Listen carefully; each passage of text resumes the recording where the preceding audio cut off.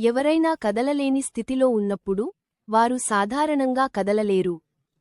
మరియు ఎవరైనా మంచం పరిమితులలో ఉన్నప్పుడు వారిని మంచం చుట్టూ క్రమం తప్పకుండా కదిలించడంలో సహాయం చేయడం చాలా ముఖ్యం.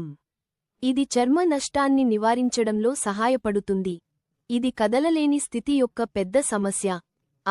మనం చూపించబోయేది ఏమిటంటే చర్మ నష్టాన్ని నివారించడానికి మరియు చూడవలసిన చర్మ నష్టం రకాన్ని మంచంలో ఎవరినైనా ఎలా కదిలించాలో. బిల్ మనకు సహాయం చేయడానికి దయచేసి ముందుకు వచ్చారు. సరే మార్క్, మనం బిల్ను అతని వైపు కదిలించబోతున్నాం. అతని చేతిని అడ్డంగా కదిలించడం, అతని కాలు ఎత్తడం మరియు అతన్ని కాస్త వంచడం ద్వారా. ఇలా చేయడం ద్వారా మేము వెంటనే అతని వెన్ను మరియు అతని కింద మరియు మడమలపై ఒత్తిడిని తీసివేశాము. మరియు మేము ఈ స్థితిని అతని వెన్ను వెంట మరియు అతని కింద మరియు కాళ్ల మధ్య దిండు ఉంచడం ద్వారా మద్దతు ఇస్తాము. ఇది అతని మోకాళ్లు ఒకదానితో ఒకటి రుద్దుతున్నప్పుడు దెబ్బతినకుండా ఆపుతుంది. మరియు మేము అతని చేతికి కూడా మద్దతు ఇస్తాము.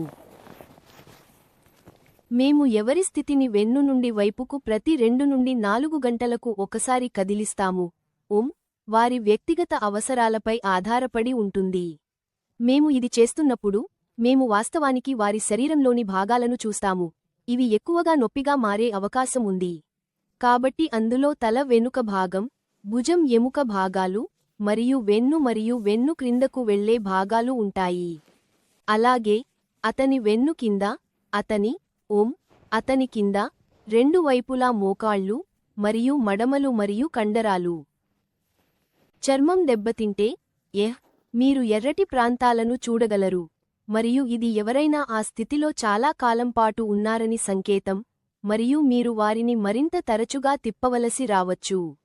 బిల్ ఈ స్థితిలో 2 నుండి 4 గంటల పాటు ఉంచిన తర్వాత మేము అతన్ని మరో 2 నుండి 4 గంటల పాటు వెన్ను మీదకు తిప్పవచ్చు మరియు తరువాత అతన్ని మరోవైపు తిప్పవచ్చు.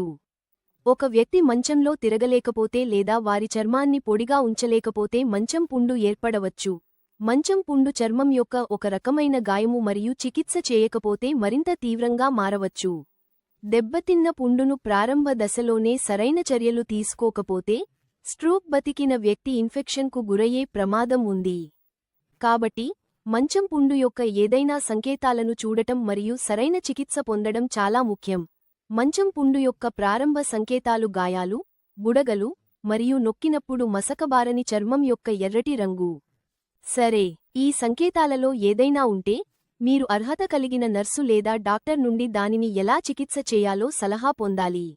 మంచం పుండు యొక్క చికిత్స సాధారణంగా ఒక దీర్ఘ ప్రక్రియ మరియు ఇందులో సింథటిక్ డ్రెస్సింగ్లు, ఉప్పు డ్రెస్సింగ్లు, అసిటిక్ యాసిడ్ కాంప్రెసెస్ మరియు యాంటీబయాటిక్ డ్రెస్సింగ్లు ఉండవచ్చు.